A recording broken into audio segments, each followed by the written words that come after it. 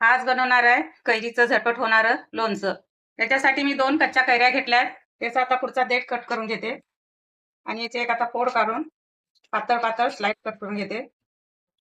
आता या फोडीला मी बारीक बारीक कट करून घेणार आहे, एकदम पातळ साईज मध्ये. असं एकदम छोट्या छोट्या पाहिजे.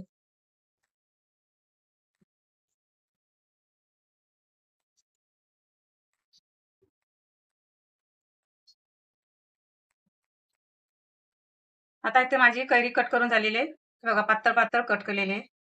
आता ह्याला मी एका बाउल मध्ये टाकून घेते. टाकून याला हळद मीठ लावून ठेवणार आहे. यामध्ये आता 1 चमचा हळद, 1 चमचा मीठ, 1 चमचा काश्मीरी लाल मिरची पावडर. आता हे सर्व मिक्स करून घेते. हे आता हे सर्व मिक्स झालेलं आहे. याला 5 मिनिटं असं साईडला ठेवणार आहे. पॅन मध्ये मसाला टाकणार आहे. धने 1 चमचा, बडीशेप 1 चमचा, जिरे 1 चमचा, थोडीशी मेथी दाणे आणि 1 चमचा राई डाळ. आता याला सर्व मिक्स करून 2 मिनिटं फ्राय करून घेते. जास्त गरम नाही करायचं आहे. त्याला 2 मिनिटं चांगला भाजून घेते. हे पाहिजे त्याला भाजत आलेलं आहे. आता मसाला थंड करून घेतलेला आहे. मिक्सरच्या भांड्यामध्ये टाकून जाडसर वाटून घेते. आता हा मसाला जाडसर वाटून घेतलेला आहे. आता ह्याच्यामध्ये टाकून मिक्स करून घेते.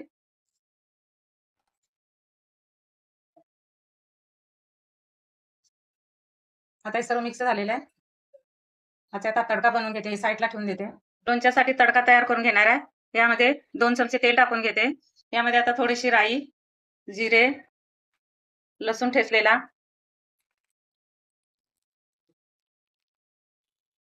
मिक्स करून घेते. थोडंसं काश्मीरी लाल तिखट आणि थोडासा हिंग. आता मिक्स करून घेते. आता याच्यावर हा तडका देऊन घेते. आता हे सर्व मिक्स करून घेते आणि एका काचेच्या भरणीत भरून ठेवायचं. याला 15 दिवस तुम्ही खाऊ शकता. याला वरण भात, चपाती भाजी, भाकरी बरोबर तोंडी लावायला घेऊ शकता. आता एका काचेची बरणी घेतली आहे. आता त्यामध्ये मी हे लोणचं भरून ठेवणार आहे. आता हे लोणचं 10 ते 15 दिवस टिकतंय.